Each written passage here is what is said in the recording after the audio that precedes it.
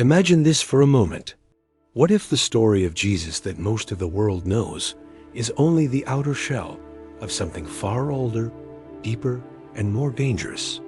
What if beneath the familiar gospel narratives lies a hidden current of knowledge, so powerful that early authorities tried to bury it, burn it, and erase it from history? And what if that hidden story was never meant for the masses, but for those willing to wake up? Hear us the bold claim that should make you lean closer to the screen. The Gnostic Jesus is not just a teacher, not merely a savior, but a cosmic revealer sent to awaken divine memory trapped inside humanity itself. And if you stay with me, if you follow this story all the way through, you'll uncover fragments of forbidden wisdom, ancient cosmology, and secrets about reality, consciousness, and God that few people ever hear spoken aloud. This isn't just history. This is a map. And by the end, you may never see Jesus or yourself the same way again. To understand the Gnostic Jesus, we must first travel back before churches, before creeds, before the Bible was stitched together into a single authorized narrative. In the first centuries after Jesus' death, Christianity was not one unified belief system. It was a wildfire of interpretations, visions, revelations, and mystical schools scattered across the Mediterranean world.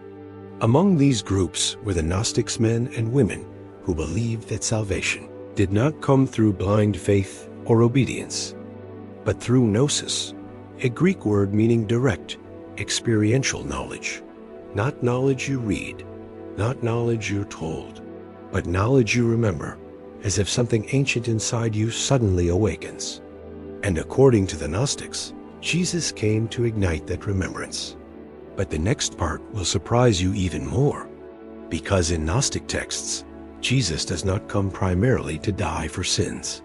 He comes to reveal a cosmic tragedy, a story that begins not with humanity's fall, but with a fracture inside the divine realm itself. In the beginning, according to Gnostic cosmology, there was the true God, pure, infinite, unknowable, beyond all names and concepts. This ultimate source was called the monad, the one, the fullness, or the pleroma. From this divine fullness emanated spiritual beings known as aeons, each expressing an aspect of the divine mind: truth, word, life, grace, wisdom. And among these eons was Sophia, wisdom itself. What comes next may change how you see the creation story forever. Sophia, in her longing to know the unknowable source directly, acted outside the harmony of the pleroma. Her desire gave rise to a distortion, a shadow of divine being. From this imbalance emerged the Demiurge, a lesser creator god, ignorant of the true source above him. This Demiurge, often identified with the god of rigid law and domination, went on to create the material universe. And here is the shocking Gnostic claim: the world as we know it is not created by the highest God, but by a flawed ruler who believes himself to be the only God. The next revelation uncovers a secret very few people know. In Gnostic texts like the Apocryphon of John, the Demiurge declares, "I am God, and there is no other beside me," not realizing that the divine spark he uses to animate humanity comes from Sophia and the higher realms. Humanity, then, is a paradox. Our bodies belong to the material system, but our spirits carry fragments of the true divine light. We are, in a sense, prisoners who have forgotten our origin. And this is where Jesus enters the story, not as a sacrifice to appease an angry God, but as a messenger sent from the pleroma to awaken those sparks. In Gnostic writings, Jesus often appears after the resurrection, not preaching to crowds, but whispering secrets to a few. The Gospel of Thomas opens with a chilling line: "These are the secret sayings that the living Jesus spoke," not commandments, not laws, sayings, riddles meant to unlock inner vision. Jesus tells his disciples, and people do not see it. This is not a future apocalypse. This is a present awakening. But the next layer goes even deeper. Because the Gnostic Jesus is not bound by flesh, in the same way as the Jesus of Orthodox theology. Many Gnostics believed Jesus was a divine being who only appeared to be physical, a concept known as docetism. Why? Because in Gnostic thought, pure divine light cannot truly be corrupted by matter. When Jesus walks, speaks, eats, or suffers, it is a revelation adapted to human perception. His true work is not on the cross, but in the mind and spirit of the one who understands him. And yet, the crucifixion still matters, but symbolically. In some Gnostic texts, the crucifixion represents the ignorance of the rulers of this world, the Archons, who believe they have defeated the divine messenger. In the second treatise of the great Seth, Jesus laughs as the authorities think they are killing him, unaware that they cannot touch his true essence. The real tragedy, according to Gnosticism, is not Jesus' death, but humanity's continued sleep. What comes next may unsettle you, because the Gnostic Jesus doesn't offer comfort before transformation. He demands inner death before rebirth. He speaks of becoming a stranger to the world, of breaking identification with false rulers, false identities, and false gods. He tells his followers that when they know themselves, they will be known, and they will realize they are children of the living Father. But if they do not know themselves, they live in poverty, and that poverty is spiritual ignorance. This is why Gnosticism was dangerous, not because it denied God, but because it bypassed control. If salvation comes through inner knowledge, then priests lose power. If the kingdom is within, then institutions become unnecessary. If the creator of the material world is not the highest God, then empires built on divine authority begin to tremble. And so, over time, these teachings were labeled heresy. Scrolls were destroyed, teachers were silenced, and the version of Christianity that emphasized obedience, belief, and hierarchy rose to dominance. But here's the twist. The Gnostic Jesus never disappeared, and teachings hidden for over 1,600 years. Not in thunder, but in riddles. Not in fear, but in invitation. As this story unfolds, you begin to see that the Gnostic Jesus is not asking you to worship him from a distance. He is asking you to remember what you are, to recognize the divine spark within, to awaken from the hypnosis of the world, to see through the illusions of power, fear, and false authority. And the more you listen, the more unsettling and liberating it becomes. And before we go further, pause here for a moment. If this message resonates with you, if you feel even a small stirring inside, I invite you to act in kindness and light. Click like, subscribe, and share this message so it can reach those around the world who may be searching, hurting, or awakening without knowing why. Leave a short prayer in the comments, not for yourself alone, but for humanity, that truth may rise and compassion may spread. By doing this, you help this message reach people who may desperately need hope, clarity, or blessing right now. But don't leave yet, because the next part pulls back the veil even more. We're about to explore how the Gnostic Jesus redefines sin, how he transforms the idea of resurrection, and why his message feels strangely aligned with modern ideas about consciousness, quantum reality, and inner awakening. The connections ahead are subtle, ancient, and powerful, unfolding, and the voice of the hidden Jesus is only just beginning to speak.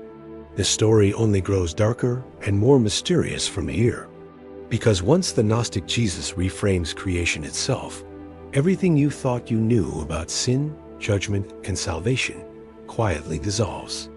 In Gnostic thought, sin is not moral failure, it is forgetfulness. It is amnesia of the soul. To miss the mark is not to break rules, but to lose awareness of your true origin. And this is why the Gnostic Jesus speaks in paradoxes. He is not trying to make you behave better. He is trying to make you see again. When he says, "Let the one who has ears hear," he is speaking to the dormant divine spark, not the physical senses. And once you hear him this way, Every saying becomes a coded transmission. What comes next will reveal a hidden truth you never expected. Because resurrection, in Gnostic Christianity, is not something that happens after death. It happens before it. The resurrection is awakening while still alive. In the Gospel of Philip, it is written that those who say they will die first and then rise are mistaken. Resurrection comes first. Death is what follows. This flips the entire religious narrative upside down. The Gnostic Jesus is not promising escape from death later. He is offering liberation from illusion now. To awaken is to rise. To remain asleep is to already be dead, even while breathing. And this is where the teachings become intensely personal. The Gnostic Jesus constantly points inward. He speaks of finding the light within the light, of discovering the Father through self-knowledge. He tells his disciples that if they bring forth what is within them, what they bring forth will save them. But if they do not bring it forth, what is within them will destroy them. This is not metaphor meant to comfort. It is a warning. The divine spark is not passive. Ignored, it becomes restlessness, suffering, emptiness. Awakened, it becomes freedom. The next part will be even more shocking, because Gnostic texts suggest that not everyone is ready or even able to awaken at the same time.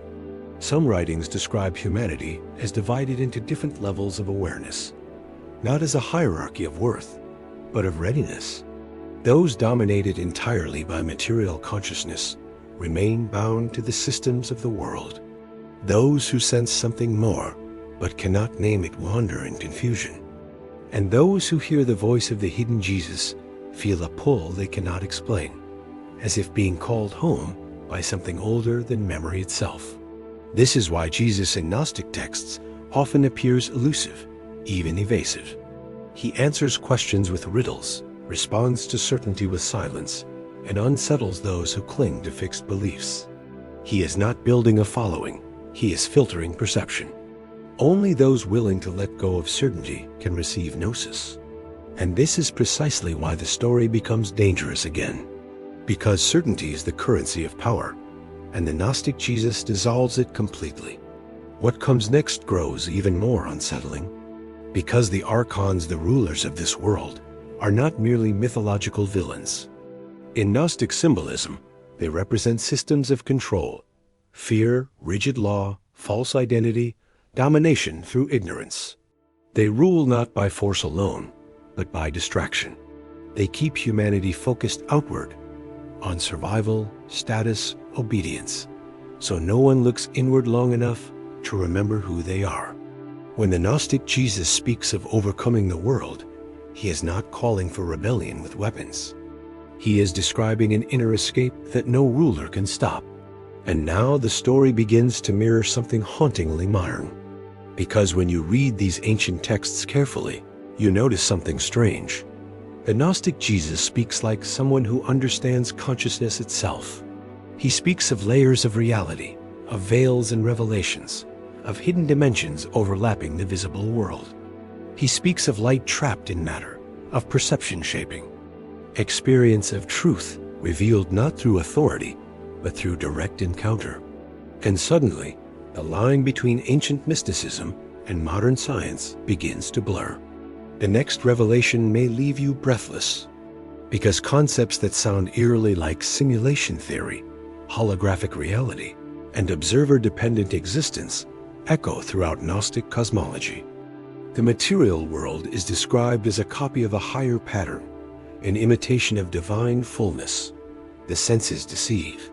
The Gnostic Jesus does not deny the world, but he insists it is not ultimate. And once that idea takes root, reality itself begins to feel thinner, more fragile, more symbolic. And yet, the Gnostic Jesus is not cold or distant. He is often portrayed as deeply compassionate, especially toward those who suffer under ignorance. He does not condemn the lost, he mourns them. He does not rage against the Archons, he exposes them. He comes as a physician of souls, diagnosing the illness of forgetfulness and offering the medicine of remembrance. His miracles are not displays of power, but signs interruptions in the ordinary flow of perception meant to provoke awakening. The story only grows more intense from here, because even the concept of God fractures and multiplies. The Gnostic Jesus speaks of the Father beyond all gods, beyond names, beyond images. This is not the jealous ruler demanding worship, but the silent depth from which all being flows. Prayer, then, is not begging. It is alignment. Worship is not submission. It is recognition. To know God is to remember your origin in the divine fullness, and this is why the Gnostic Jesus insists that the Father and the Son are not separate in the way people assume. The separation is perceived, not actual. What comes next will challenge everything. Because if the divine spark exists within humanity, then the line between human and divine becomes dangerously thin. The Gnostic Jesus hints at this repeatedly. He says that those who drink from his mouth will become as he is. He says that the one who understands these words will not taste death. This is not metaphorical flattery. It is initiation language. He is not elevating himself above humanity. He is inviting humanity to rise to its forgotten stature. And this is where fear enters the story. Because a world where people awaken to their divine origin cannot be easily ruled. A society built on inner knowledge does not depend on external authority. And so, historically, the suppression intensifies. Gnostic teachers are labeled deceivers. Their texts are destroyed. Their ideas are rewritten as threats. And slowly, the mystical Jesus fades from public memory, replaced by a version easier to institutionalize. But the next part will surprise you even more, because traces of the Gnostic Jesus never vanished. They went underground, into mystical traditions, into symbolic art, into whispered teachings passed from teacher to student. Even fragments within Orthodox scripture suddenly glow differently when read with Gnostic eyes. Parables become keys. Miracles become metaphors. The kingdom within becomes impossible to ignore. And now, here we are centuries later rediscovering these texts in a world once again obsessed with control, identity, and surface-level meaning. The timing feels unsettlingly precise. As people question reality, consciousness, and authority, the voice of the Gnostic Jesus sounds strangely contemporary, as if waiting for the right moment to be heard again. The story is far from over, because we haven't yet explored the secret rituals, the initiations. Because it is impossible, but because it is resisted at every level. What comes next will peel back even more layers, revealing why the Gnostic Jesus speaks not to crowds, but to those who feel the ache of remembering something they cannot name.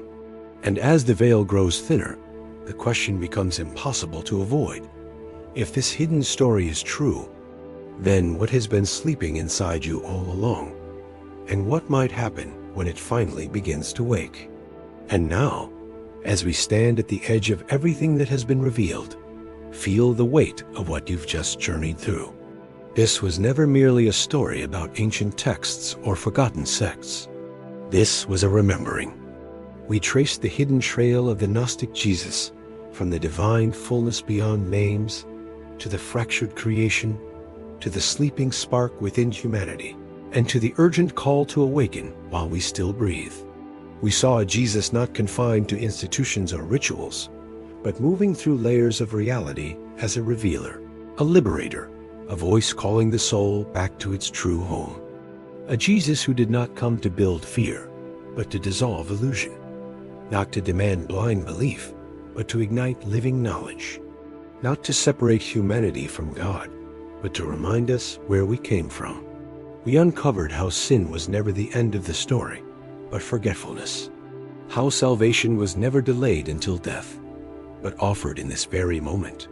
How resurrection was not a future event, but an inner awakening. How the rulers of this world thrive on distraction, while truth quietly waits within. How the kingdom has always been closer than breath, yet hidden from eyes trained only on the surface. Layer by layer, the veil was pulled back, and what emerged was not darkness, but responsibility, the responsibility of knowing, remembering, and choosing to walk in the light once it has been seen. And this is where the story becomes intensely personal, because this knowledge is not meant to sit silently in your mind. It asks something of you. If anything in this message stirred your heart, unsettled your spirit, or awakened a hunger you cannot explain, do not ignore it. This is the moment to respond. I invite you, right now, to write your personal confession in the comments. Speak honestly. Lay down what has been heavy on your soul.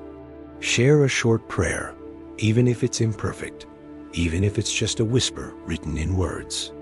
Or testify about what God has already done in your life, how He carried you, restored you, or awakened you when you thought you were lost.